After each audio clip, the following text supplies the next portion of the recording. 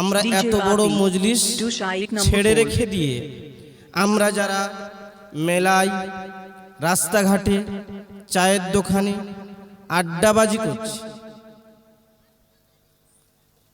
আমরা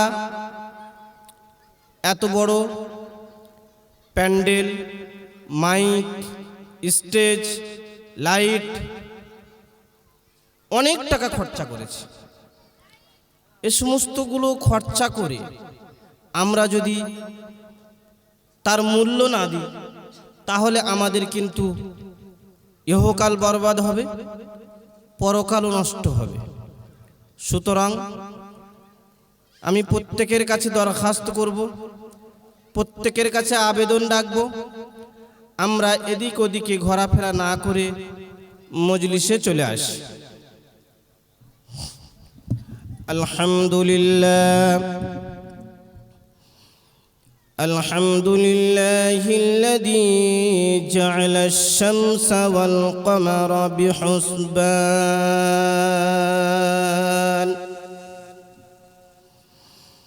ওয়ান নাজমা ওয়াশ-শাজারা ইয়াসজুদান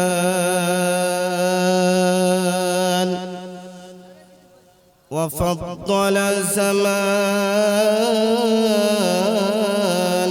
على زمان كما فضل مكانا على مكان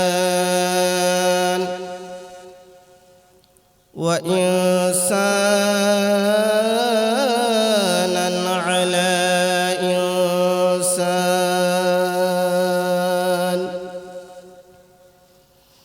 ونشهد أن لا إله إلا الله وحده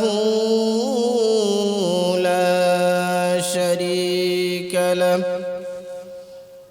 لا ضد له ولا ند له ولا مثل له ولا مثال له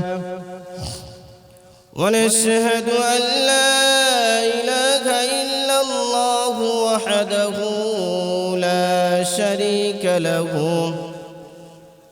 ونشهد أن سيدنا وحبيبنا وحبيب ربنا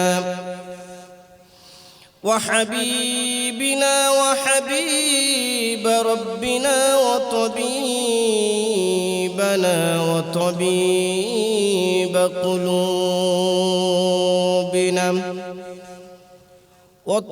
وطبيبنا وطبيب قلوبنا ومولانا محمدا عبده ورسوله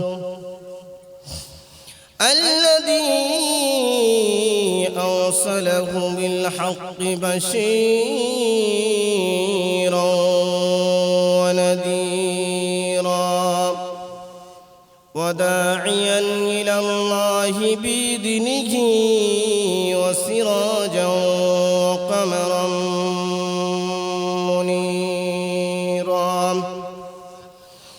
اللهم صل على محمد وعلى آل محمد اللهم صل على محمد النبي الأمي وعلى آله وسلموا تسليما وبعد فأعوذ بالله من الشيطان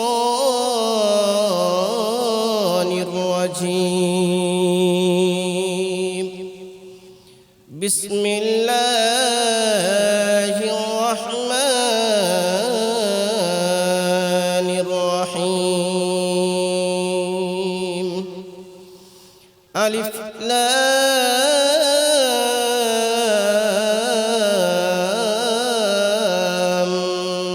ميم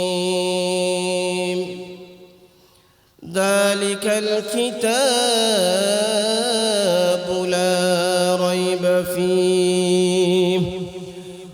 هدى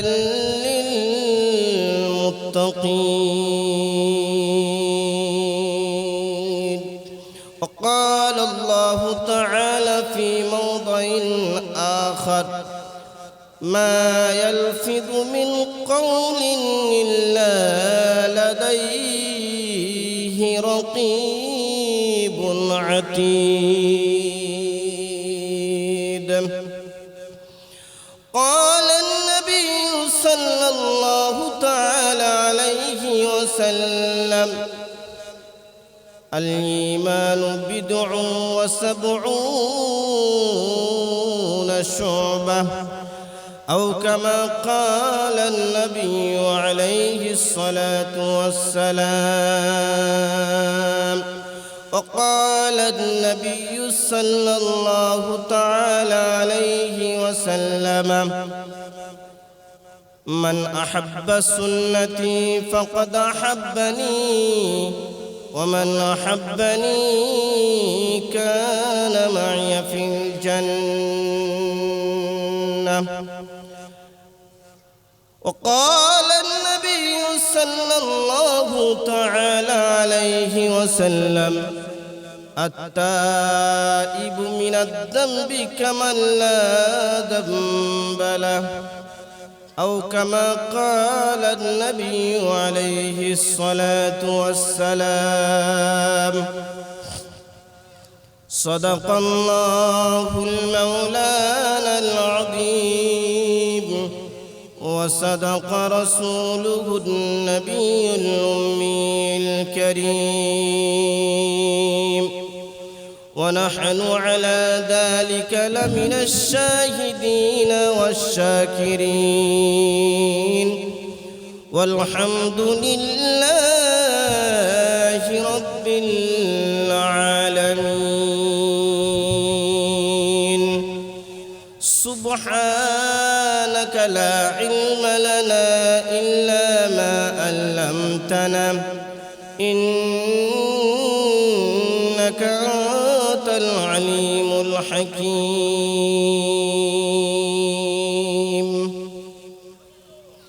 कि मोहम्मद से वफा तूने तो हम तेरे हैं, ये दुनिया चीज़ है क्या, लौह कलम तेरे हैं। बलगल उला बिकमालिही कशफत दुजा बिजमालिही, हसनत जमीउ खिसालिही, सल्लु अलैहि व अलैहि।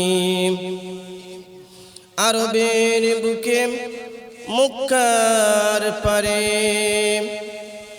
আরবের বুকে মুক্কার পারে, আমিনার যেথায় ঘর, খোদার করুণায় কৌসার হয়ে ঝরছে বারংবার। বালাগাল উলা বিকামালিহি কশফত দুজা বিজামালিহি, হসনত জামিউ খিসালিহি, সাল্লু আলাইহি ওয়া আলিহি।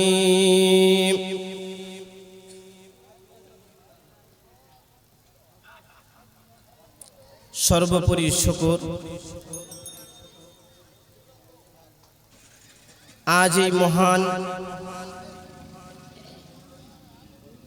অনুষ্ঠানের সভাপতি মহাশয়, এলাকার বিভিন্ন অঞ্চল থেকে আগত উলামায়ে কিরাম, হুফাজে কিরাম, ইমামগণ, এলাকার বিভিন্ন অঞ্চল থেকে, গ্রাম থেকে, পাড়া থেকে আগত আল্লাহ পাকের আশিকিন, জাকিরিন, শাকিরিন, মুরব্বিয়ানে ইদম এবং আমার কলিজার টুকরা যুবক ভাইয়েরা, উসনের ছোট ছোট ভাইয়েরা, পর্দার আড়ালে বসে থাকা মাইকের আওয়াজ শ্রবণকারী মা ও বোনেরা, সকলকে জানাই শুভেচ্ছা ও সালাম। শুধু সম্মানিত বন্ধুগণ, আজ এই ফিতনার জামানায় আমাদেরকে যে আল্লাহ কুরআন ও হাদিস ও সুন্নত ভিত্তিক কিছু কথা বলা ও শোনার তৌফিক দান করেছেন, নিয়ামতের শুকর আদায় করি, সকলে বলি আলহামদুলিল্লাহ।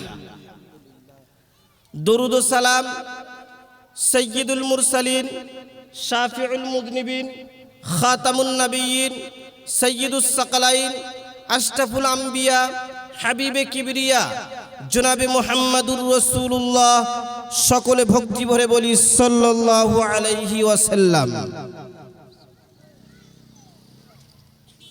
এরপরে শুকরিয়া জানাই তাদেরকে যাদের অক্লান্ত পরিশ্রমের মাধ্যমে আজকের এই প্যান্ডেল, স্টেজ, মাইক, লাইটের ব্যবস্থাপনার মাধ্যমে আজকের এত সুন্দর সজ্জিত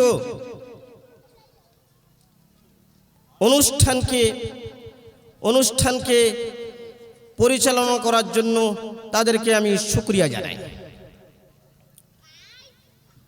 সম্মানিত বন্ধুগণ, আমরা যারা এদিকে এদিকে ঘোরাফেরা করছি, এই মজলিসে আসছি না, আল্লাহ রাসূল সাল্লাল্লাহু আলাইহি ওয়াসাল্লাম বলেন, আল হাফলু মিন বাইত, প্রোগ্রাম, মাহফিল, নসিহত যেখানে হয় সেটা আমি নবী আমার ঘর। শুধু মাদ্রাসাকে নবীর ঘর নয়, যেখানে দ্বীনি আলোচনা করা হয়, যেখানে দ্বীনি কথা বলা হয়, যেখানে কুরআন ও হাদিস সম্পর্কে কিছু কথা আলোকপাত করা হয়, আল্লাহ রাসূল বলেছেন সেটা আমার ঘর, সেটা আমার মাদ্রাসা, সেটা আমার মাহফিলের জায়গা। সুতরাং আমরা যারা এদিকে ওদিকে ঘোরাফেরা করছি, নিজেদের ইহকাল বরবাদ করছি, পরকালও বরবাদ করছি। মজলিসে আমরা ফাঁকা, আপনাদের কাছে আবেদন করব প্রত্যেকেই মজলিসে চলে আসি। শুধু সম্মানিত বন্ধুগণ, আমি পবিত্র কালামুল্লাহ শরীফের মধ্যে থেকে 2 নম্বর সূরা বাকারা, এই সূরা বাকারার 1 নম্বর, 2 নম্বর এবং 3 নম্বর আয়াত তেলাওয়াত করেছি। আল্লাহ রাব্বুল আলামিন বলেন, আলিফ লাম মিম, যালিকাল কিতাবু লা রাইবা ফীহি হুদাল লিল মুত্তাকিন। আলিফ লাম মিম, আল্লামা জালালউদ্দিন সুয়ুতী রাহমাতুল্লাহ আলাইহি এর তাফসীরে লিখেছেন, আল্লাহু আলামু বিমুরাদিহি বিদালিক, এর ভাব অর্থ, এর মানে তথ্য একমাত্র মহান স্রষ্টা রব্বুল আলামিন জানেন। মহান স্রষ্টা রব্বুল আলামিন এর অর্থটা নিজের কাছে নিজেই গোপন রেখে দিয়েছেন। এরপরে এমন একটা ভেদ, এমন একটা নিজের গোপনীয় কথা, এমন একটা নিজের রাজের কথা নিজেই গোপন রেখে, এই গোপনের কসম খেয়ে এরপরে আল্লাহ রাব্বুল আলামিন বলেন, যালিকাল কিতাব লা রাইবা ফীহি, এই কুরআন এমন একটা পুস্তক যেটা তোমাদের কাছে দেয়া হয়েছে, লা রাইবা ফীহি আই লা শাক্কা ফীহি, এর মধ্যে কোনো সন্দেহর অবকাশ নেই। সন্দেহ তো দূরের কথা, এর মধ্যে সন্দেহর ডাইরেক্ট কোনো অবকাশ ও এর মধ্যে আমি আল্লাহ রাব্বুল আলামিন রাখিনি। সুতরাং এ কোরআন এমন একটি কিতাব যেটা আমাদের জীবন ব্যবস্থা, যেটা আমাদের জীবন জন্ম থেকে নিয়ে মৃত্যু পর্যন্ত এবং মৃত্যুর পরে হাসর নাসর ফয়সালা যতদিন না হচ্ছে ততদিন পর্যন্ত এই কিতাব আমাদের জন্য গাইড বুক আমাদের চলার জন্য জীবন ব্যবস্থা। আমরা যদি এই কোরআনকে জিজ্ঞাসা করি, কোরআন তুমি কোথা থেকে এসেছো, কোরআন উত্তর দিয়ে দেয় নিজের ভাষায়, তানজিলুম মির রাব্বিল আলামিন। কোরআন এদিকে ওদিক থেকে আসেনি, কোনো শয়তানের কাছ থেকে আসেনি।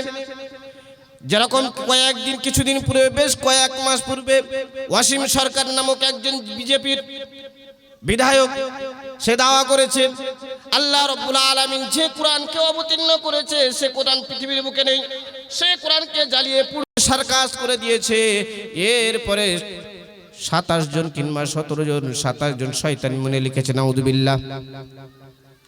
কত বড় একটা অত্যাচার কোরআনকে নিয়ে, কোরআনের উপরে হাত দিচ্ছে। যে কোরআন সম্পর্কে মহান শ্রেষ্ঠ রব্বুল আলামিন বললেন, ইন্না নাহনু নাযালনাদ যিকরা ওয়া ইন্না লাহু লাহাফিজুন। এই কোরআন আল্লাহ রাব্বুল আলামিন বললেন, আমি এই কোরআনকে অবতীর্ণ করেছি এবং এই কোরআন শুধু অবতীর্ণ করে আমি ছেড়ে দিইনি, কিয়ামত পর্যন্ত এই কোরআনের হেফাজত করনেওয়ালা আমি স্বয়ং রব্বুল আলামিন। এই কোরআনকে হেফাজত আমি রব্বুল আলামিন করব। কিয়ামত পর্যন্ত কেউ একটা যদি জবর পেল্টে দেয়, কেউ একটা যদি জের পেল্টে দেয়, কেউ একটা যদি পেশ পেল্টে দেয়, কেউ একটা যদি নক্তা পেল্টে দেয়, আল্লাহ রব্বুল আলামিন তার কি অবস্থা করবে মুহাম্মদ সাল্লাল্লাহু আলাইহি ওয়াসাল্লামের সম্পর্কে বলেছে। আরবের মক্কার বড় বড় হোমরা চমরা মুহাম্মদ সাল্লাল্লাহু আলাইহি ওয়াসাল্লাম যখন কোরআনকে পড়ে শোনান, কোরআন তাদের সামনে যখন তেলাওয়াত করে শোনান, ওরা এসে বলে মুহাম্মদ, এ মুহাম্মদ পূর্বের কিসসা বয়ান করছে, এ মুহাম্মদ হয়তো গণক, এ মুহাম্মদ নিজের তরফ থেকে কোরআনকে বানিয়ে নিচ্ছে। আল্লাহ রাব্বুল আলামিন বললেন, এ মুহাম্মাদের কোনো পাওয়ার নেই যে মুহাম্মদ নিজের তরফ থেকে এই কোরআন একটা হরফ যদি নিজের তরফ থেকে বলে, আমি আল্লাহ রাব্বুল আলামিন বলছি, আমি আল্লাহ এই মুহাম্মাদের কণ্ঠ নালীকে আমি ছিঁড়ে নেব, কেউ তার থেকে কেউ রক্ষা করতে পারবে না। সুতরাং আল্লাহ রাব্বুল আলামিন বললেন, মক্কার কাফের পুরো পৃথিবীর কাফেরদেরকে চ্যালেঞ্জ করে বললেন, এ মুহাম্মদ এ কোরআন মুহাম্মদ নিজের তরফ থেকে একটা বাক্য বলেননি, মুহাম্মাদের তরফ থেকে কোরআনের মধ্যে কিচ্ছু নয়। কেননা আল্লাহ রাব্বুল আলামিন বললেন, ওয়ালাউ তাকাওয়ালা আলাইনা বা'দাল আকাবিল লাআখাযনাহু বিল ইয়ামিন সুম্মা লাকাতআনা মিনহুল ওয়াতির ফামা মিনকুম মিন আহাদিন আনহু হাজিজিন। আল্লাহ রাব্বুল আলামিন বললেন, ওহে মক্কার কাফেররা শোনো, ওহে পৃথিবীর কাফেররা শোনো, ওহে ইসলামের দুশমনটা শোনো, এই ইসলামের শত্রুরা তোমরা শুনে রেখে দাও, কান খুলে শুনে রেখে দাও। মুহাম্মদ নিজের তরফ থেকে এই কোরআনকে বানায়নি। মুহাম্মদ যদি নিজের তরফ থেকে এই কোরআনের একটা হরফ, একটা নক্তা, একটা জবর, একটা জের, একটা পেশ যদি পাল্টে দিত, আল্লাহ রাব্বুল আলামিন বললেন, ওয়ালাউ তাকাওয়ালা আলাইনা বা'দাল আকাবিল, মুহাম্মদ যদি নিজের তরফ থেকে একটা বাক্য, একটা অক্ষর, একটা হরফ এই কোরআনের মধ্যে ঘটিয়ে দিত, এই কোরআনের মধ্যে যদি ঢুকিয়ে দিত, ওয়ালাউ তাকাওয়ালা আলাইনা বা'দাল আকাবিল লাআখাযনাহু বিল ইয়ামিন, আমি আল্লাহ রাব্বুল আলামিন মুহাম্মাদের গর্দানকে চেপে ধরতাম ডান হাত দিয়ে, মুহাম্মাদের ডান হাত দিয়ে মুহাম্মাদের গর্দানকে চেপে ধরতাম। সুম্মা লাকাতআনা মিনহুল ওয়াতিন, এরপরে আমি মুহাম্মাদের কণ্ঠনালীকে ছিঁড়ে নিতাম। সম্মানিত বন্ধুগণ, এ কোরআন এমন একটি কিতাব, মুহাম্মদ সম্পর্কে যখন বলেছেন সঙ্গে সঙ্গে আল্লাহ রাব্বুল আলামিন আয়াত অবতীর্ণ করে বলে দিলেন, ওয়ালাউ তাকাওয়ালা আলাইনা বা'দাল আকাবিল, মুহাম্মদ যদি একটা বাক্য কোরআনের ভিতরে ঢুকিয়ে দেয়, লা খাদনাহু বিল ইয়ামিন, মুহাম্মদকে আমি ডান হাত দিয়ে মুহাম্মাদের গর্দানকে চেপে ধরতাম। সুম্মা লাকাতানা মিনহুল ওয়াতিন, এরপরে আমি মুহাম্মাদের কণ্ঠনালীকে ছিঁড়ে নিতাম। ফামা মিনকুম মিন আহাদিন আনহু হাজিজিন, তোমাদের মধ্যে কেউ এমন আছে আমি মুহাম্মাদের কণ্ঠনালীকে ছিঁড়ে নেব? তোমরা কেউ কি এমন আছো যে আমি মুহাম্মাদের কণ্ঠনালীকে ছিঁড়ে নেব আর তোমরা এর থেকে রক্ষা করবে? তোমাদের মধ্যে কেউ এমন নেই যে আমি আল্লাহ মুহাম্মদ এই খিয়ানত কোরআনের মধ্যে যদি করে মুহাম্মাদের কণ্ঠনালীকে ছিঁড়ে নেব। তোমাদের মধ্যে কেউ এমন নেই যে আমার এই মোকাবেলা করবে, আমার প্রতিবাদ করবে, রুখবে। সুতরাং বোঝা গেল মুহাম্মদ তানা গুপ্তে, কবির ভাষায় বলে মুহাম্মদ তানা গুপ্তে জিব্রাইল তানা গুপ্তে রব্বে জালিল। মুহাম্মদ এ কোরআনের ভিতরে একটা কথা ততক্ষণ পর্যন্ত বলতে পারে না যতক্ষণ পর্যন্ত জিব্রাইল আমিন মুহাম্মদকে না বলে। আর জিব্রাইল আমিন নিজের তরফ থেকে একটা কথা মুহাম্মাদের কাছে বলতে পারে না যতক্ষণ পর্যন্ত না রব্বে জালিলের পক্ষ থেকে কোনো অর্ডার না হয়। আল্লাহ রসুলকে আল্লাহ রসুল হযরতে জিব্রাইলকে প্রশ্ন করলেন, ওহে জিব্রাইল, কি হয়েছে তোমার? হাল আনতা তাজুরুনা লিমা তাজুরুনা আকসারা মিন দালিক, ও মুহাম্মদ তুমি আমাকে কেন আমার সঙ্গে সাক্ষাৎ করো না? দিনে একবার সাক্ষাৎ করো, কখনো 15 দিন পরে, কখনো 30 দিন পরে, কখনো আরো বেশি দিন পরে তুমি আমার কাছে সাক্ষাৎ করো। ও জিব্রাইল বন্ধু, তুমি যা আমার সঙ্গে সাক্ষাৎ করো, সকালে আসবে, দুপুরে আসবে, বৈকালে আসবে, রাতে আসবে, আমার সঙ্গে সাক্ষাৎ করবে, আমার অন্তরটা একটু ভালো হবে। বন্ধুর সঙ্গে মিললে অন্তরটা একবার শান্তই ভরে যায়। মুহাম্মাদের কাছে তুমি জিব্রাইল বন্ধু আসবে, মুহাম্মদ একটু আত্মা শান্ত নেবে, মুহাম্মদ একটু আত্মাটা শান্ত হবে, মুহাম্মদ একটু আনন্দ ভোগ করবে। তুমি আমার কাছে কেন আসো না বলো? হযরতে জিব্রাইল বললেন, ওহে মুহাম্মদ শোনো। সঙ্গে সঙ্গে আল্লাহ রাব্বুল আলামিন আয়াত অবতীর্ণ করে দিলেন, وما نتنزل إلا بأمر ربك। আমি জিব্রাইল অতক্ষণ পর্যন্ত আল্লাহ রাব্বুল আলামিনের কাছ থেকে এই পৃথিবীর জমিনে আসতে পারি না যতক্ষণ না পর্যন্ত মহান স্রষ্টা রব্বুল আলামিনের আদেশ না হয়। আমি মহান স্রষ্টা রব্বুল আলামিনের পারমিশন ব্যতীত, আমি মহান স্রষ্টা রব্বুল আলামিনের আদেশ ব্যতীত এই পৃথিবীর জমিনে একটা পলকও আমি রাখতে পারি না।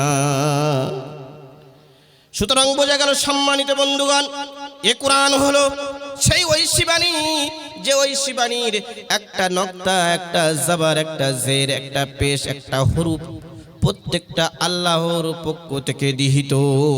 এর মধ্যে কারোর কোনো নিজের তরফ থেকে একটাও বানানো কিছু নয়।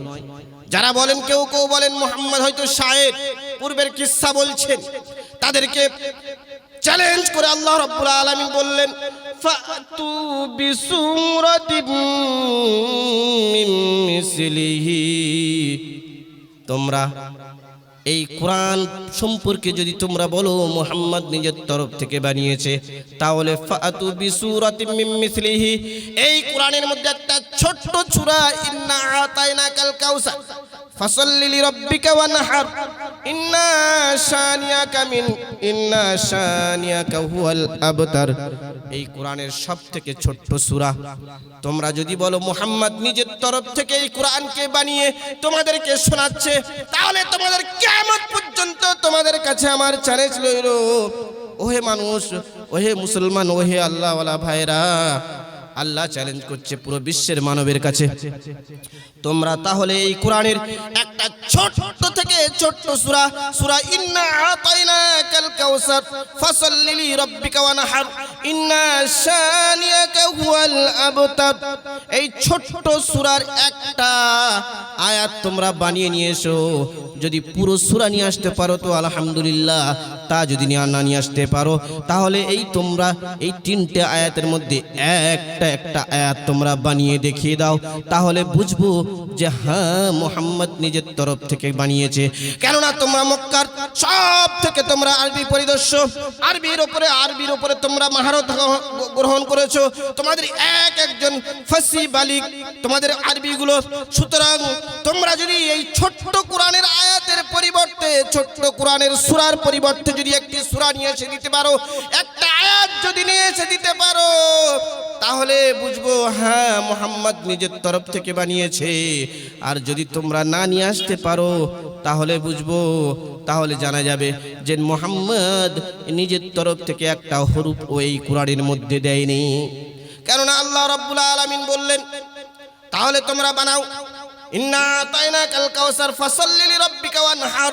ওরা এর পরিবর্তে বানানো শুরু করলো।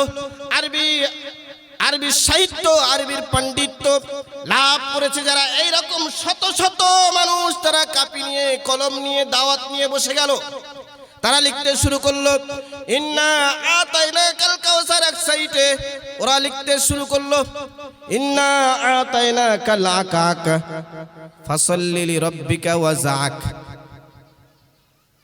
ওরা কোথায়? ইন্না আতাইনাকাল কাউসার, অবশ্যই আমি প্রভু তোমাদেরকে মুহাম্মদ দান করেছি হাউজে কাউসার। আর এর পরিবর্তে তারা আয়াত লিখলো। আর কি লিখলো? লিখছে তার মধ্যে ইন্না আতাইনাকাল আকাক, আমি তোমাদেরকে হুতুম পেঁচা দিয়েছি। কোথায় আল্লাহ রাব্বুল আলামিন দিচ্ছেন ইন্না আতাইনাকাল কাউসার, তোমাকে মুহাম্মদ এই পৃথিবীর বুকে আমি কাউসার নামক এই হাউদে কাউসার তোমাকে দান করেছি, যেটা কিয়ামতের দিনে আল্লাহ রাসূল নিজের হাত দিয়ে পুরো উম্মতকে পান করাতে থাকবে, হাউদে কাউসার থেকে পানি পান করাতে থাকবে। আর এর পরিবর্তে মক্কার হোমরা চমরারা তারা বলতে শুরু করলো ইন্না আতাইনাকাল কাউসার। এর পরিবর্তে তারা লিখছে ইন্না আতাইনাকাল আকাক, তোমাকে দিয়েছি কাউয়া, কা কা কা করে যারা। কোথায় ইন্না আতাইনাকাল কাউসার আর কোথায় ইন্না আতাইনাকাল আকাক? নিজেরাই লিখছে, নিজেরাই ফাটছে। আরে কি জিনিস, কি করলাম আমরা? এত ফাসি বালিগ, এত আরবির পণ্ডিত্য মহারাত হাসিল করনেওয়ালা, তাদের পরিস্থিতি এমন। সুতরাং বোঝা গেল এ কোরআন আজ পর্যন্ত সেখান থেকে নিয়ে 1447 বছর পার হয়ে গেল, সেখান থেকে নিয়ে আজ পর্যন্ত পৃথিবীর মানবদের কাছে চ্যালেঞ্জ রয়েছে। এই রকম অসীম সরকার শত যদি পৃথিবীর বুকে চলে আসে, এ কোরআনের একটা বাক্য পরিবর্তন করতে পারবে না, এ কোরআনের মোকাবেলায় একটা হরফ নিয়ে আসতে পারবে না। শুধু সম্মানিত বন্ধুগণ, এ কোরআনকে ছেড়ে আমরা আজকের দুনিয়ার পিছনে পাগল হয়ে গিয়েছি। অথচ দুনিয়া এমন একটা জিনিস, ওয়ামাল হায়াতুদ দুনিয়া ইল্লা মাতাউল গুরুর। এ দুনিয়া হলো একমাত্র মানব জাতির জন্য ধোঁকা, মানব জাতির জন্য ধোঁকা। আর আমরা মানুষ এই দুনিয়ার পিছনে পড়ে রয়েছি। এই দুনিয়ার পিছনে পড়ে গিয়ে আমরা সব কিছু বরবাদ করে দিচ্ছি, সব কিছু ছেড়ে দিচ্ছি। আমরা দুনিয়ার পিছনে কিরম পাগল হয়ে রয়েছি। হযরত ইবনে কাইয়্যিম বলেন এ দুনিয়া সম্পর্কে, মা মাদা ফিদ দুনিয়া আহলামুন ওয়া মা বাকিয়া মিনহা আমানি ওয়াল ওয়াক্তু বাইনাহুমা দায়উন। আমরা দুনিয়ার পিছনে পাগল, অথচ দুনিয়া সম্পর্কে হযরত কাইয়্যিম বলেন মা মাদা ফিদ দুনিয়া আহলামুন ওয়া মা বাকিয়া মিনহা আমানি ওয়াল ওয়াক্তু বাইনাহুমা দায়উন। দুনিয়া হলে এমন, দুনিয়া হলে এমন, মা মাদা ফিদ দুনিয়া আলা আহলামুন, দুনিয়ার আমার যে সংসারটি পার হয়ে গিয়েছে সেটা আজকের একটা স্বপ্ন। সেটা আজকের কি? দুনিয়ার মধ্যে আমার এই জীবনের যে অংশটি পার হয়ে গিয়েছে সেটা আজকের আমার জন্য একটা স্বপ্ন। মা মাদা ফিদ দুনিয়া আহলাম। হযরত ইবনে কাইয়্যিম বলেন মা মাদা ফিদ দুনিয়া আহলামুন ওয়া মা বাকিয়া মিনহা আমানি ওয়াল ওয়াক্তু বাইনাহুমা দায়ুন। শুধু সম্মানিত বন্ধুগণ, দুনিয়ার সম্পর্কে বোঝাতে গিয়ে হযরত ইবনে কাইয়্যিম বলেন, ওহে পৃথিবীর মানুষ শুনে রেখে দাও, মা মাদা ফিদ দুনিয়া আহলামুন, দুনিয়ার যে সময়টুকু পার হয়ে গিয়েছে সেটা আজকের একটা স্বপ্ন। ওয়া মা বাকিয়া মিনহা আমানি, আর দুনিয়ার যে সময়টুকু আমার বাকি রয়েছে মৃত্যু পর্যন্ত, সেটা আজকের আমার জন্য একটা আকাঙ্ক্ষা, সেটা আমার জন্য আকাঙ্ক্ষা। মা মাদা ফিদ দুনিয়া হালাম ওয়া মা বাকিয়া মিনহা আমানি, যে ওয়াক্তটা যে সময়টা পার হয়ে গিয়েছে সেটা আজকের একটা স্বপ্ন। ওয়া মা বাকিয়া মিনহা আমানি, মৃত্যু পর্যন্ত যে সময়টুকু বাকি রয়েছে এটা আমার জন্য আজকের একটা আকাঙ্ক্ষা।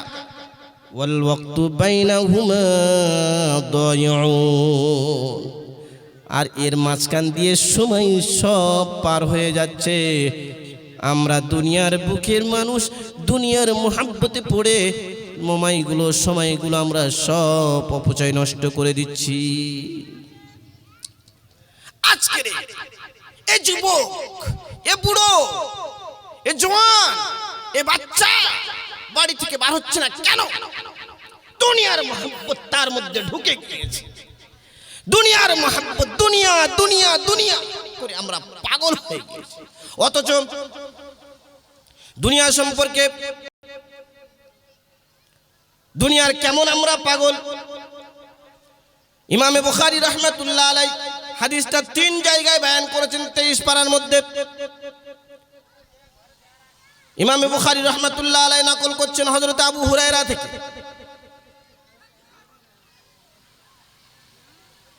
লাউ কানা লি ইবনি আদম মিন ওয়াদিন লাহাব্বা আন ইয়াকুনা লাহু মিন সানিন ওয়ালাউ ইয়াকুনু মিন সানিন লাহাব্বা আন ইয়াকুনা লাহু মিন সালিস ওয়ালা ইয়ামলাউ জাওফু ইবনি আদম ইল্লা তুরাব।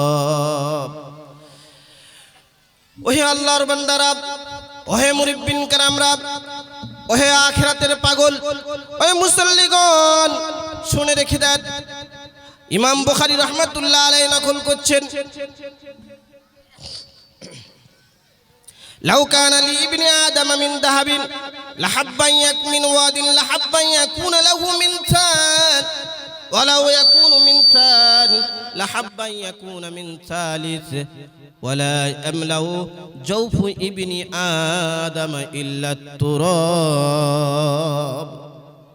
এই আদম সন্তানদের জন্য ইমাম বুখারী রাহমাতুল্লাহ আলাইহি হাদিসটা নকল করছেন, এই আদম সন্তানের জন্য যদি একটা পাহাড়কে যদি স্বর্ণ বানিয়ে দেওয়া হয়, লাহাব্বা ইয়াকুনা লাহু মিন সান, সে চাইবে আর একটা পাহাড় আমার জন্য স্বর্ণ বানিয়ে দেওয়া হোক।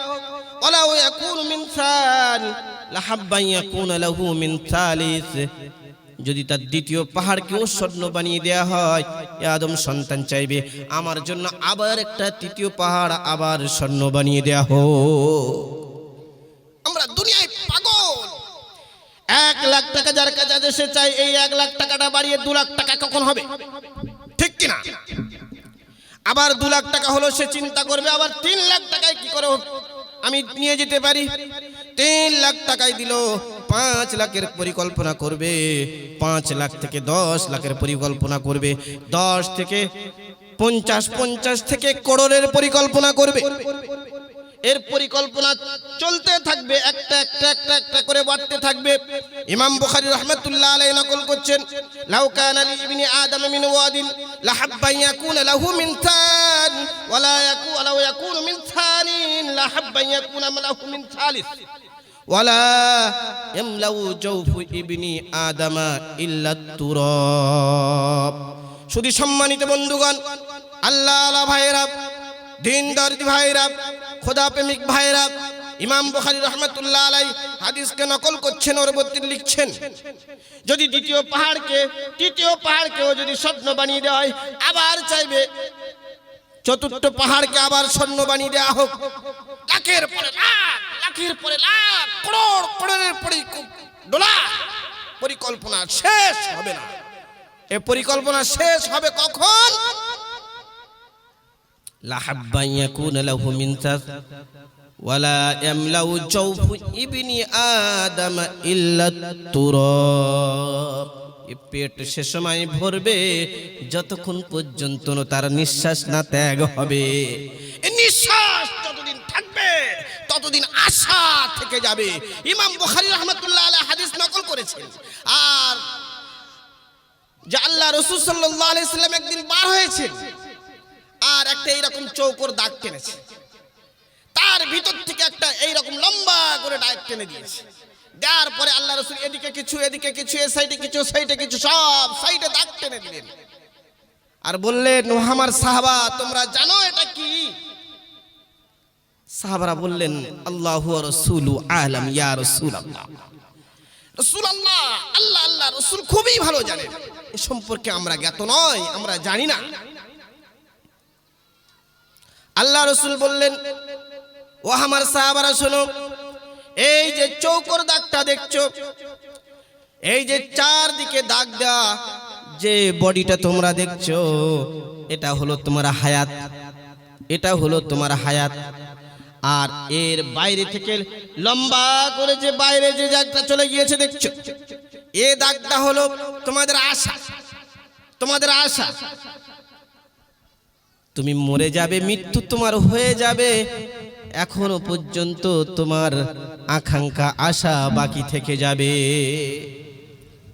সুতরাং মানুষ মরে যায়, মরে যাবে, ও যদি জানতো যে আমি কালকে মরে যাব, সব প্লাবন শেষ করে দিয়ে মাটির নিচে পুঁতে দিয়ে 24টা ঘন্টা এসে মসজিদে পড়ে থাকতো, তখন আল্লাহ আল্লাহ আল্লাহ আল্লাহ জিকির, কোরআন, নামাজ ছাড়া আর তার কোনো কথা থাকতো না। কিন্তু মানুষ পরিকল্পনা করতে থাকে করতে থাকে করতে থাকে, এ পরিকল্পনা তার শেষ হয় না, তার আশা শেষ হয় না, পরিকল্পনা এখনো বাকি থেকে যায়, তার পূর্বে তার মৃত্যু এসে যায়। তো আল্লাহ রাসূল চৌকোর ঘর কেটে বললেন, এটাই তোমার মৃত্যু, এই বাউন্ডারি, যাই করো তোমার এই বাউন্ডারির ভিতরে থাকতে, আর বাইরে যেটা যাচ্ছ ওটা তোমার আশা আকাঙ্ক্ষা। একটা 1 লাখ 2 লাখ 3 লাখ, লাখের প্রতি লাখ, লাখের পুরো লাখ, লাখের পুরো লাখ, যখন লাখ ছেড়ে যাবে তখন এবারে কোটি, কোটির থেকে ডলার চিন্তা হবে। সুতরাং এই দুনিয়া এমন, এর মায়ে যারা পড়েছে ইহকাল পরকাল সব বরবাদ হয়ে গেছে। টাইম কত হয়েছে? তো এই দুনিয়া থেকে আমাদের বাঁচতে হবে। আদ-দুনিয়া কুল্লুহা মাতা ওয়া খায়রু মাতা'id দুনিয়াল মারাতুস সালিহা। আল্লাহ রাসূল বললেন, এ হলো দুনিয়া, এ দুনিয়া সব তোমাদের জন্য সম্পদ। দুনিয়া আমাদের জন্য কি মানুষ সাহেব? সম্পদ। আল্লাহ রাসূল বললেন, আদ-দুনিয়া কুল্লুহা মাতা, আদ-দুনিয়া কুল্লুহা মাতা, আদ-দুনিয়া কুল্লুহা মাতা। এ দুনিয়া আমি তোমাদের জন্য সম্পদ বানিয়ে দিয়েছি। আমাদের জন্য কি বানিয়ে দিয়েছি? সম্পদ। আদ-দুনিয়া কুল্লুহা মাতা ওয়া খায়রু মাতা'id দুনিয়া আল মারআতুস সালিহা।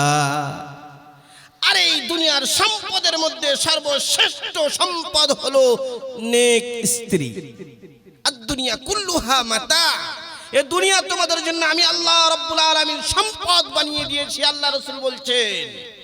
আর শ্রেষ্ঠ সম্পদ হলো আল মারআতুস সালিহা, নেক কন্যা, নেক মা, নেক মেয়ে, সৎ। দুনিয়া কুল্লুহা মাতা ওয়া খায়রু মাতা'id দুনিয়াল মারাতুস সালিহা।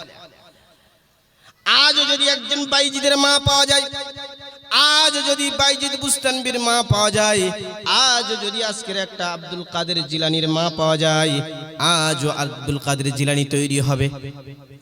আজ যদি বাইজিদ বুস্তানবীর মা পাওয়া যায়, আজও আজকের বাইজিদ বুস্তানবী হয়ে যাবে। আমরা আজকের মা যেমন, তার ছেলেও তেমন। বলে ছেলে ভাত দেয় না, ছেলে ভাত দেবে কি? ছেলে বড় কথা কেন বলবে না? কেননা তোমার ছেলেরও হক আছে, তুমি তার ছেলের হক কত আদায় করেছো। মায়ের হক, সন্তানের উপরে হক ছিল। ছেলে তো পরে এসেছে, বাপ তো আগে এসেছে, তাহলে বাপের হক, ছেলে বাচ্চা, মেয়েও বাচ্চি, তার হক আমার আগে আদায় করতে হবে, তারপরে তার কাছ থেকে নিজের হক আদায় বুঝতে হবে। আমি আমার হক যদি আদায় না করি তাহলে তার থেকে আমি আমার হকটা কি করে বুঝে নিতে পারি? শুধু সম্মানিত বন্ধুগণ, ওই জন্য করে দ্বীনি শিক্ষায় শিক্ষিত করতে হবে, তারপরেই নিজেই নিজের হককে বুঝে নিতে হবে। এই একটা বাচ্চা, একটা পিতার জন্য 5টি হক রয়েছে যারা সন্তানের উপরে। তাকে সুশিক্ষায় শিক্ষিত করতে হবে, তার ভালো নাম রাখতে হবে। হযরতে ওমরের কাছে একজন চলে এসেছে, একজন বৃদ্ধ বাবা হযরতে ওমরের কাছে চলে এসেছে, শিকায়ত করছে, ওই ওমর, যুগের শ্রেষ্ঠ আল্লাহর ওলি খলিফাতুর রাসূল, দ্বিতীয় খলিফা হযরতে ওমর ইবনুল খাত্তাব রাদিয়াল্লাহু তাআলা আনহু, ওই ওমর, তোমার কাছে বিচার দিই, তোমার কাছে নালিশ জানাই, তুমি আমার ফয়সালা করে দাও। আমার সন্তান আমাকে বড় ছোট কথা বলে, আমাকে বড় ছোট কথা বলে, আমার ভাত দেয় না। হযরতে ওমর যখন এই শিকায়ত শুনলো, বলল, আচ্ছা ঠিক আছে, এই ব্যাপার, তুমি দাঁড়াও। বাচ্চাকে ডাক করলো, বাচ্চাকে ডাক করানো হলো। বাচ্চাকে ডাক করার পরে বাচ্চাকে জিজ্ঞাসা করা হলো। হযরতে ওমর জিজ্ঞাসা করলেন, বলো এই সন্তান, এই যুবক, তুমি তোমার পিতামাতাকে এমন করো?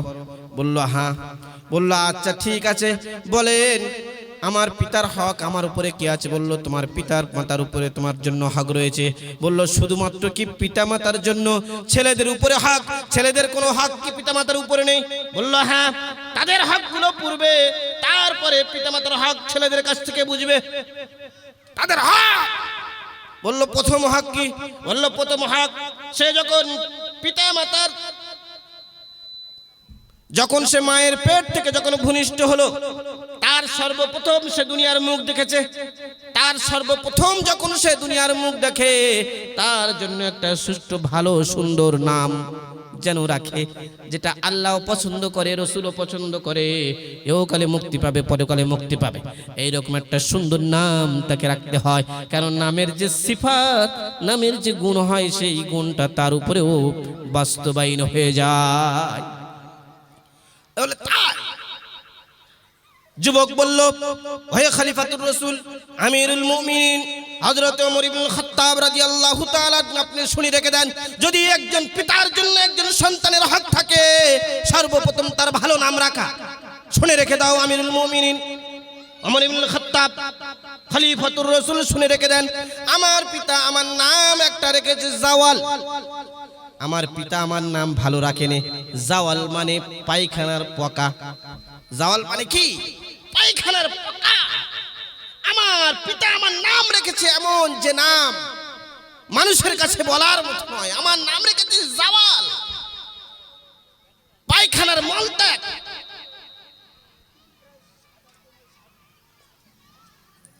বললো আবার কোনো কিছু হক আছে নাকি? একটা একটা করে যদি হক গোনা যায়, উভয়ের হক আছে, কিন্তু উভয়ের হক যতটুকু আছে তার উপরে নিজেদের আমলও করতে হবে। অন্যথা তারা যদি ভুল করে যায়, সে ভুলটা সংশোধন করে এখন বর্তমানে আমরা তওবা করে নেব, আগামী থেকে এইরকম যেন কারোর মধ্যে যেন ভুল না হয়। তাহলে আমরা ইহকালে মুক্তি পেয়ে যাব, পরকালে নাজাত পেয়ে যাব। অন্যথা আমাদের দুই কাল সব শেষ হয়ে যাবে। হযরতে আমাদের যে পিছনের সবে বরাত পার হয়ে গেল, আগামী থেকে আরো কয়েকটা দিন আসছে। হযরতে ইমাম শাফি রহমাতুল্লাহ আলাইহি, হযরতে ইমাম শাফি রহমাতুল্লাহ আলাইহি তিনি নিজের সনদ দিয়ে আল্লাহ রাসূল থেকে একটি হাদিস বয়ান করছেন, যদি কোনো ব্যক্তি বছরে পুরো বছর যদি জেগে কোনো ব্যক্তি ইবাদত করে, তার ইবাদতটা গ্রহণযোগ্য হবে কিনা তার কোনো গ্যারান্টি নেই। হযরত ইমাম শাফি রহমাতুল্লাহ আলাইহি নিজের সনদে তিনি হাদিস বয়ান করেন যে বছরে যদি 5টি রাত যদি জেগে কেউ ইবাদত করতে পারে, আল্লাহ রসুল বলেন, আল্লাহ রসুল, কোন ব্যক্তি যদি 5টি রাত জেগে ইবাদত করতে পারে, আমি নবী বলছি, আমি নবী সেই উম্মতের জান্নাতের দায়িত্ব আমি খোদ নবী নিজেই নিয়ে নেব। তার মধ্যে আমরা একটা রাত অতিবাহিত করে চলে এসেছি, শবে বরাতের রাত। শবে বরাতের রাত, কোন ব্যক্তি যদি আল্লাহ রাসূল বললেন এই শবে বরাতের রাত, ইমাম শাফি রাহমাতুল্লাহ আলাইহি নকল করেছেন, যদি ও হাদিসটা যঈফ, কিন্তু মুহাদ্দিসদের মতাদর্শে যে সমস্ত হাদিসগুলো আমলের উপরে মানুষকে উৎসাহিত করবে এমন হাদিসগুলো ফাজাইল ক্ষেত্রে বয়ান করা যেতে পারে নিঃসন্দেহ। আল্লামা হাজার আসকালানী, আল্লামা আইনি, আল্লামা মোল্লা আলী কারি রাহমাতুল্লাহ আলাইহি, যিনি আল্লামা মোল্লা আলী কারি রাহমাতুল্লাহ আলাইহি যিনি মিশকাত শরীফ, মিশকাতুল মাসাবি বলে একটি কিতাব রয়েছে, এই কিতাবের আরবি টু আরবি ব্যাখ্যা গ্রন্থ লিখেছেন, উনি তার মধ্যে নকল করেন। অনুরূপভাবে বুখারী শরীফের আরবি টু আরবি ব্যাখ্যা গ্রন্থ রয়েছে, যেটা আল্লামা হাজার আসকালানী রাহমাতুল্লাহ আলাইহি লিখেছেন, তার নাম দিয়েছে ফাতহুল বারি। অনুরূপভাবে আল্লামা আইনি তিনিও বুখারীর ব্যাখ্যা লিখেছেন আরবি টু আরবি, তার মধ্যে তিনি লিখেছেন এই সমস্ত যঈফ হাদিসগুলো যেগুলোর মধ্যে ক্রমজন রয়েছে, এই সমস্ত হাদিসগুলো তোমরা বয়ান করতে পারো, কেননা যঈফ হাদিস এগুলো আল্লাহ রাসূলের হাদিস। কেননা হাদিস সহিহ আর যঈফ কেন হয় এটা আমাদের একটু বুঝতে হবে। হাদিস সহিহ আর হাদিস যঈফ, যঈফ মানে একটু কমজোর এসে যায়, আর সহিহ মানে একেবারে স্বচ্ছ, যার মধ্যে কোনো সন্দেহ নেই। কি করে যঈফ হয়েছে? আরে সহিহ এক সাইডে 10 জন মানুষ রয়েছে, আর এক সাইডে 10 জন মানুষ রয়েছে, এই 10 জনই সবাই নামাজি, সবাই মুখে দাড়ি, সবাই লেবাস পরে, সবাই সত্য কথা বলে, জীবনে কাউকে গালাগালি করেনি, জীবনে দাঁড়িয়ে পানি পান করেনি, জীবনে দাঁড়িয়ে চলতে চলতে একটা লোকমা খায়নি, জীবনে একটা ছোলার দানা নিয়ে চেপিয়ে খায়নি, চলতে চলতে জীবনে গাড়ি দাঁড়িয়ে কোনো সময় একটা খাবার নিয়ে লোকমা নিয়ে গালে দেয়নি। এই রকম 10 জন ব্যক্তি আল্লাহ রাসূল থেকে নিয়ে যিনি কিতাব লিখেছেন সে পর্যন্ত পূর্ণাঙ্গ প্রত্যেকের জামানার লোকেরা সবাই এই রকম সচ্চা পাক্কা একেবারে সত্যবাদী, এবং সুন্নত সমস্ত রকম সুন্নত, ফরজ, ওয়াজিব, সুন্নত, নাফিল, মুস্তাহাব্বাত সবকে পাবন্দি করে এসেছেন। আর এই রকম একজন হাদিস বয়ান করছে, সেই হাদিসটা আল্লাহ রাসূল থেকে নিয়ে যিনি কিতাব লিখেছেন এই পর্যন্ত, এই পূর্ণাঙ্গ সনদ থেকে বলা হয়, এই সূত্রটাকে সনদ বলা হয়। পূর্ণাঙ্গ সমস্ত লোক যদি এই রকম সব হাই কোয়ালিটির লোক হয়, সবাই যদি একেবারে বিজ্ঞ আলিম, আর এই রকম যে আমি সিফাতগুলো বললাম সমস্ত সিফাত সমস্ত গুণাগুণ তার ভালো, এই রকম যদি এরা সবাই মিলে যদি হাতে করে আস্তে আস্তে হাদিস বয়ান করে দেয়, এই হাদিসটাকে বলা হয় হাদিসে সহিহ। এই হাদিসটা সহিহ, কিন্তু আবার এই 10 জনের মধ্যে থেকে 2 জন যদি রাস্তায় চলতে চলতে একটা খাজুর খেয়ে নেয়, রাস্তায় চলতে চলতে যদি একটা খাজুর খেয়ে নেয়, রাস্তায় চলতে চলতে যদি একটা ছোলা খেয়ে নেয়, কারোর সঙ্গে কোনো সময় যদি মিথ্যা কথা বলে, এখন এই পাড়ার যদি 5 জন মানুষকে বলা যায় যে উমুক এই কথাটা বলেছে, ও উমুক এই কথাটা বলেছে, তাহলে এই কথাটা মানতে হবে সবাইকে এক বাক্যে। আরে ওরা শুধু উমুক বলেনি, ওরা 5 জন ছিল, আর 5 জন সব এইরকম হাই কোয়ালিটির সামনের সারির মানুষ। আরে ওদের কথার দাম আছে, গ্রহণযোগ্য, সবাই এক বাক্যে মেনে নেবে। কিন্তু এর ভিতরে যদি একজন মানুষের পকেট মেরে খায়, আর একজন মানুষকে বড় ছোট কথা বলে, কথায় কথায় গালিগুলোজ করে, আর একজন মানুষকে সবসময় মিথ্যা কথা বলে থাকে, এই রকম যদি মানুষ সে যদি একটা কথা যদি বলে, আর তার মধ্যে 5 জন ভালো আছে আর 2 জন দেখা আছে তারা এই রকম খারাপ মানে লোক প্রভাবের লোক আছে, তাহলে সে কথাটা কিন্তু তখন আর গ্রহণযোগ্য হবে না। লে উমুক ফুলা সালিম এই কথাটা বলেছে, হ্যাঁ, আর জাবেদ এই কথাটা বলেছে। সেলিমের কথার দাম থাকে, কিন্তু জাবেদের কথার দাম থাকে না। যদি বলা হয় সেই গাঁজাখোর, সেই মদখোর, সেই একজন এইরকম নারীবাজি, সে যদি এই কথাটা বলেছে, তখন আরে ও তো অমন, ওর কথা ছাড়ো।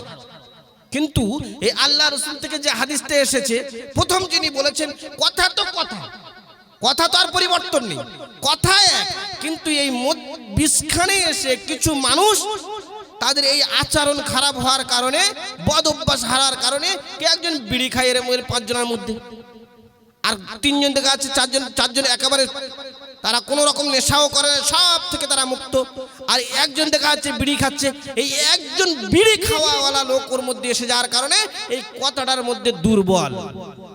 সুতরাং এক সাইডে 10 জন মিলে সব ভালো লোক, আর একজনের 10 জনের মধ্যে দেখা যাচ্ছে 3 জন কমজোর রয়েছে, এইরকম যারা মিথ্যা বলে, যারা একটু নেশাপানি করে, হয়তো এই রকম লোক যদি চলে আসে তখন এই হাদিসটাকে বলা হয় যঈফ।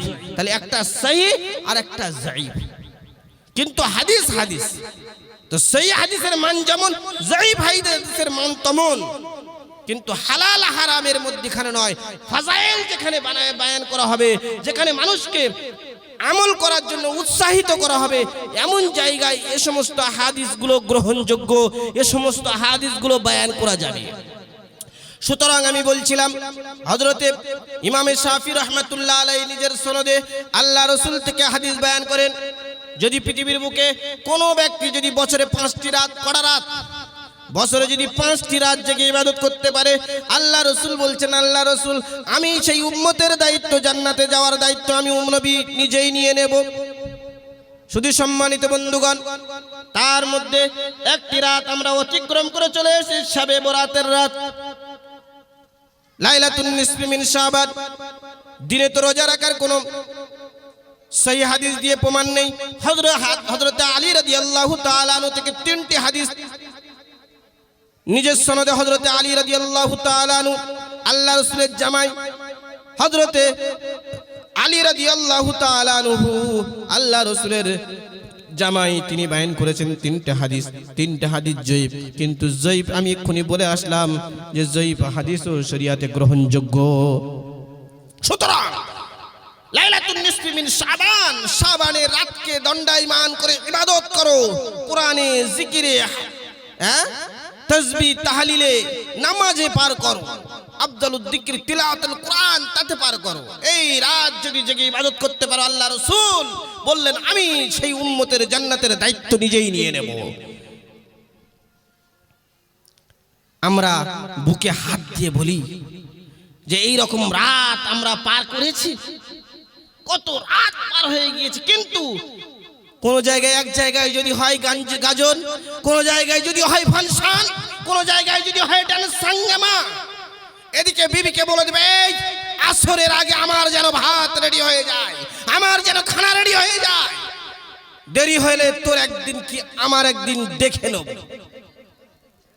এরপরে ও তো লাট সাহেব বলে দিল, বিবি তড়িঘড়ি কি কিছু ব্যবস্থা করতে পারলো কি পারলো না, যদি পারে তো দুটো নাকে গুজে নাকে মুখে গুজে ব্যাস পার হয়ে পড়ে চলে গেল। গিয়ে দেখছে 1 ঘন্টা গাড়ি চালিয়ে গিয়ে সেখানে দিয়ে গাড়ি চেপে গিয়ে দেখছে আরে মজলিস তো পুরো ভরপুর, বসার কোনো জায়গায় নেই, কোনো লাইন নেই। ও এদিক ওদিক ঘুরে দেখলো স্টেজ ছাড়াও অনেক দূরে পিছনে পড়ে গিয়েছে। রাগ তো হচ্ছে, বললো যাই হোক এসেছি যখন তো ফিরে তো যাওয়া যাবে না।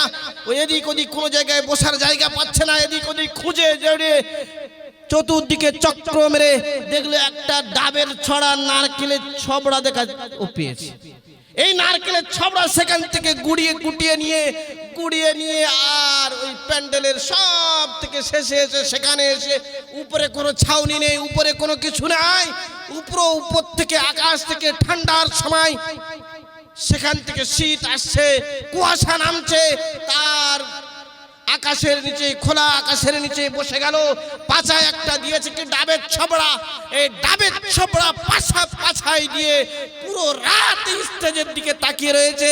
সেখানে ড্যান্স হচ্ছে, নারীরা ড্যান্স করছে খোলামেলা পোশাক পরে, আর ও যুবক এখান থেকে বসে পুরো রাতকে পার করে দিয়েছে।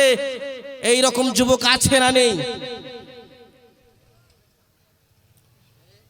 কিন্তু বুকে হাত দিয়ে বলুক যে একটা যুবক বছরে 5টা রাতের মধ্যে একটা রাত আল্লাহর ইবাদতের মধ্যে পার করেছে, এই রকম একটা যুবক দেখতে চায়। কোন যুবক বলতে পারবে? কোন মুরব্বী বলতে পারবে? আল্লাহ রাসূল বললেন বছরে 5টি রাত, একটা হলো শবে বরাতের রাত, দ্বিতীয় হলো ঈদুল ফিতরের রাত, দ্বিতীয় হলো ঈদুল ফিতরের রাত, রোজার ঈদের রাত। এই রোজার ঈদের রাত যদি কেউ জেগে ইবাদত করতে পারে, আল্লাহ রাসূল বলছেন, আল্লাহ রাসূল আমি ওই উম্মতের জান্নাতের দায়িত্ব আমি খোদ নিজেই নিয়ে নিলাম। তৃতীয় হলো ঈদুদ দুহার রাত, কুরবানির ঈদের রাত। আল্লাহ রাসূল বললেন, কোন ব্যক্তি যদি তৃতীয় রাত অর্থাৎ ঈদ উদ-দুহার রাত, কুরবানির ঈদের রাত, 10 তারিখের রাত যদি কেউ জেগে ইবাদত করতে পারে, আমি নবী বলছি, আমি নবী সেই উম্মতের জান্নাতের দায়িত্ব আমি নবী খোদ নিজেই নিয়ে নিব। চতুর্থ রাত হলো লাইলাতুল বুরাতের রাত। লাইলাতুল বুরাত, ইন্না আনজালনাহু ফি লাইলাতিল কদর, লাইলাতুল কদরি খায়রুম মিন আলফি শাহর, তানাজ্জালুল মালাইকাতু ওয়ার-রূহু ফিহি ওয়ার-রূহ। আল্লাহ রাব্বুল আলামিন বললেন, ইন্না আনজালনাহু ফি লাইলাতিল কদর, লাইলাতুল কদর খায়রুম মিন আলফি শাহর। চতুর্থ নাম্বার রাত হলো লাইলাতুল বুরাতের রাত, লাইলাতুল কদরের রাত, শবে কদরের রাত। এই শবে কদর আগামী রমজান আসছে, আর মাত্র কয়েকটা দিন পরে রমজান আসছে। আল্লাহ রাসূল বললেন লাইলাতুল কদর, এই লাইলাতুল কদরে যদি কেউ জাগে ইবাদত করতে পারে, আমি নবী বলছি, আমি নবী সেই উম্মতের জান্নাতের দায়িত্ব আমি নবী নিজেই নিয়ে নেব। শুধু সম্মানিত বন্ধুগণ, এই লাইলাতুল কদরের রাত, এটা কি রাত? আল্লাহ রাব্বুল আলামিন খোদ নিজেই বললেন, ইন্না আনজালনাহু ফি লাইলাতুল কদর। আমি এই পবিত্র গ্রন্থ আল কোরআন লাহে মাহফুজ থেকে দুনিয়ার আসমানের উপরে আমি এই কোরআনকে একের সঙ্গে ইন্না আনজালনাহু ফি লাইলাতুল কদর, কদরের রাতে আমি আল্লাহ এই কোরআনকে আসমান থেকে আল্লাহর আরশে মুআল্লা থেকে আমি পৃথিবীর জমিনের উপরে, পৃথিবীর আসমানের উপরে আমি নাজিল করে দিয়েছি। এরপরে আল্লাহ রাব্বুল আলামিন বলেন, ইন্না আনজালনাহু ফি লাইলাতুল কদর। ওহে মানব, ওহে পৃথিবীর মানুষটা, তোমরা লাইলাতুল কদর সম্পর্কে কি জানো? এটা কি? আল্লাহ রাব্বুল আলামিন নিজেই বলেন, লাইলাতুল কদর খায়রুম মিন আলফি শাহর। এই লাইলাতুল কদর হলো এমন একটা রাত, খায়রুম মিন আলফি শাহর।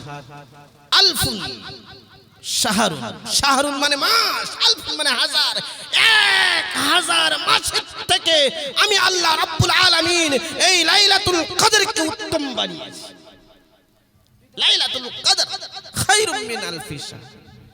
খায়রুন মানে উত্তম, আলফ মানে হাজার, শাহরুন মানে মাস। 1000 মাসের থেকে আমি দামি বানিয়েছি। সুতরাং লাইলাতুল কদর কোন রাতটি আমরা কি করে খুঁজব? আল্লাহ রাসূল কে যখন লাইলাতুল কদর সম্পর্কে জানানো হলো, আল্লাহ রাসূল উম্মতদেরকে বলবেন, মসজিদে নববী যাচ্ছেন, হযরত জিবরাইল চলে আসলেন, আয়াত অবতীর্ণ হয়ে গেল, সূরা ইন্না আনজালনাহু অবতীর্ণ হয়ে গেল। আল্লাহ রাসূলকে জানিয়ে দেয়া হলো, অমুক রাতটা হলো লাইলাতুল কদরের রাত, অমুক হলো অমুক রাতটা হলো 1000 মাসের থেকে দামি রাত। জানিয়ে দেওয়া হয়ে গেল। আল্লাহ রাসূল মসজিদে নববী আসবেন, নামাজ পড়াবেন, সাহাবাদেরকে ভাষণ দেবেন, ওয়াজ করবেন, নসিহত করবেন এবং লাইলাতুল কদর সম্পর্কে বলবেন। আস্তে আস্তে রাস্তার মধ্যে দেখলো 2 সাহাবীর মধ্যে দ্বন্দ্ব লেগে গিয়েছে। আল্লাহ রাসূল দুজনের দ্বন্দ্ব থামাতে গেলেন, দুজনের মধ্যে সান্ত্বনা করতে গেলেন, দুজনকে বোঝাতে গেলেন। এই বোঝাতে যাওয়ার সঙ্গে সঙ্গে আল্লাহ রাসূলের দিমাগ থেকে লাইলাতুল কদরের দিনটাকে বার করে নিল। আল্লাহ রাব্বুল আলামিন ভুলিয়ে দিলেন। এরপরে আল্লাহ রাসূল পা করে মসজিদে গেলেন। মসজিদে গিয়ে বললেন, আমি তোমাদেরকে সুসংবাদ শোনাতে এসেছিলাম লাইলাতুল কদর সম্পর্কে। ইন্না আনজালনাহু ফি লাইলাতুল কদর ওয়ামা আদরাকা মা লাইলাতুল কদর, লাইলাতুল কদরি খায়রুম মিন আলফি শাহর। যে মাসটি, যে রাতটি তোমার 1000 মাসের থেকে উত্তম, আমি তোমাদেরকে বলবো বলে, আমি তোমাদেরকে জানিয়ে দেবো বলে আমার সাহাবারা এসেছিলাম। কিন্তু ওই 2 সাহাবীর মধ্যে ঝগড়াকে, বিবাদকে মেটাতে গিয়েছে আল্লাহ রাব্বুল আলামিন আমার দিমাগ থেকে বার করে নিয়েছে। কিন্তু শুনে রেখে দাও, দিনটা তো আমার খেয়াল নেই, কিন্তু তোমরা এই হিসাবে লাইলাতুল কদরকে, শবে কদরকে তোমরা তালাশ করবে। 21 রাত রমজান মাসের, পুরো বছর যে কোনো মাসের বেজোড় তারিখে তো আসতে পারে, কিন্তু আমি তোমরা কতটা খুঁজবে এটা সম্ভব নয়। আমার বেশি বেশি ইয়াকিন হচ্ছে যে শেষ রমজানের শেষ 10 দিন, প্রথম তো হলো মাগফিরাত, নাজাত, মুক্তি, তারপরে নাজাত। এই তিনটে নাজাতের 10, 1, 21, 23, 25, 27, 29 এই 5টি রাতে তোমরা আমাকে খুঁজবে। দেখবে তোমরা শবে কদরের রাত তোমরা পেয়ে যাবে। তবে এর মধ্যে বেশিরভাগ আমার ইয়াকিন যেন হচ্ছে, মন যেন টানছে, সেটা হলো 27 রাত। কিন্তু 27 রাত কোনো গ্যারান্টি নেই। আল্লাহ রাসূল বললেন তোমরা এই 5টি রাতে খোঁজো, 21 রাতে খোঁজো, 23 রাতে খোঁজো লাইলাতুল কদর, এবং 25 রাতে, 27 রাতে, এবং 5ম নাম্বার হলো 29 নাম্বার রাতে তোমরা খোঁজো। ইনশাআল্লাহ এর মধ্যে তোমরা পেয়ে যাবে। যে মাসটা, যে রাতটা তোমার 1000 মাসের থেকে উত্তম। 1000 মাস যদি কোনো ব্যক্তি ইবাদত করে, তার যে সওয়াব তার নামে আমলে লেখা হয়, 1000 বছরে 1000 মাস ইবাদত করলে যে সওয়াব লেখা হয়, এই শবে কদরের এক রাত যদি কোনো ব্যক্তি ইবাদত করে, তার নামে এই 10 মাসের জেগে ইবাদত করার সওয়াব তার নামায়, 1000 মাস জেগে ইবাদত করার সওয়াব তার নামায় আমলে লিখে দেবেন। এত বড় ফজিলত, এত বড় ফজিলত। সুতরাং আমি 5টা রাত বললাম, লাইলাতুল কদর, লাইলাতুল বরাত, ঈদুল ফিতরের রাত, ঈদুল জুহার রাত, আর 5ম নাম্বার হলো আরাফাতের রাত। আরাফাতের রাত এটা অতি দামি রাত। হাজিরা হজ করতে গেলে 9 জিলহিজ্জায় আরাফাতের ময়দানে অবস্থান করতে হয়। অবস্থান যদি আরাফাতের ময়দানে কোনো হাজি যদি অবস্থান না করে, তার হজই হবে না। আমি যে বছর মিশকাত পড়ি মাজাহিরুল উলুম সাহারানপুরে, আমাদের দর্শে আমাদের শিক্ষক বলেছিলেন, একজন সাহারানপুর থেকে তিনি হজ করতে গিয়েছেন। হজ করতে যাওয়ার পরে হাজী সাহেব বাড়ি এসেছেন, হাজী সাহেবের সঙ্গে সাক্ষাৎ করতে গেলেন। সাক্ষাৎ করতে যখন গিয়েছে, হাজী সাহেবকে জিজ্ঞাসা করছেন, হাজী সাহেব কোন কোন জায়গায় গিয়েছেন? হাজী সাহেব সব জায়গায় গণ করছে। মুজদালিফায় গিয়েছি, পাথর ছুঁড়েছি, তওয়াফ করেছি, সব জায়গায় গিয়েছি, সব জায়গার নাম করছে। যখন হাজী সাহেব আরাফাতের ময়দানে যখন নাম করলো না, তো আমাদের হযরত শেখ জিজ্ঞাসা করলো, হাজী সাহেব সব জায়গায় তো গিয়েছিলেন, আরাফাতের ময়দানে কখন গিয়েছিলেন?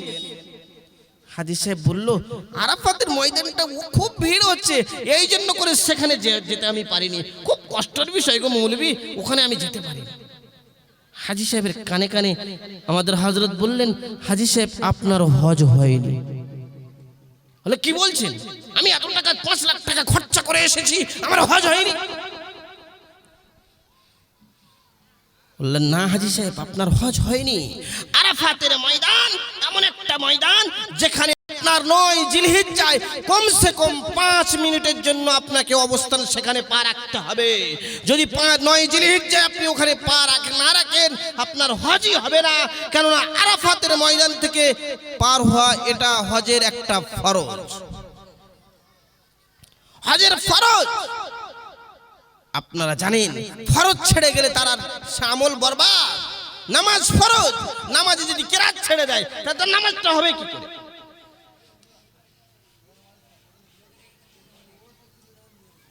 সুতরাং ফরজ ছেড়ে গেছে, আপনার হজ হয়নি।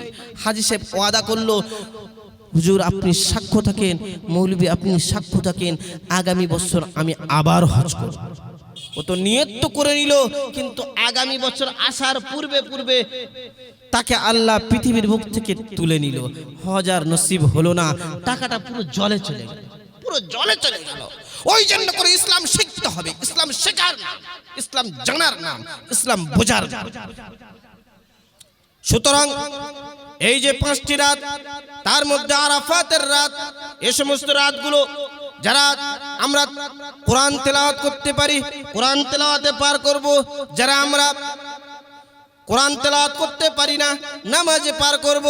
নামাজে যদি অসুস্থ লাগে কখনো কিছুক্ষণ কোরআন তেলাওয়াত করব, কিছুক্ষণ নামাজ পড়ব।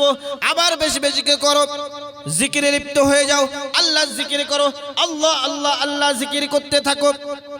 এতে যদি তোমার ক্লান্তি বোধ মনে হয় তাহলে তুমি তাসবিহ পড়ো, সুবহানাল্লাহ, দরুদ পড়ো, লা ইলাহা ইল্লাল্লাহু মুহাম্মাদুর রাসূলুল্লাহ, লা ইলাহা ইল্লাল্লাহ, লা ইলাহা আল্লাহুম্মা সাল্লি আলা মুহাম্মাদিন নাবিয়্যিল উম্মি ওয়া আলা আলিহি ওয়া সাল্লিমু তাসলিমা। দরুদ পড়তে থাকো, দরুদ পড়তে থাকো। আল্লাহ রাসূল বললেন, যদি কোনো ব্যক্তি আমার উপরে একবার দরুদ পড়ে, আমার আল্লাহ আমার জন্য, আমি নবী আমার উপরে একবার দরুদ পড়ানোর কারণে, আমি নবী আমার উপরে একবার সালাম পাঠানোর কারণে, আমি নবী আমার জন্য একবার দোয়া করার কারণে আল্লাহ রাব্বুল আলামিন সেই উম্মতের জন্য 10 জন ফেরেশতাকে নির্ধারিত করে দেয়। এই 10 জন ফেরেশতা তার জন্য নামায়ে আমালকে 10টা রহমত পাঠায়।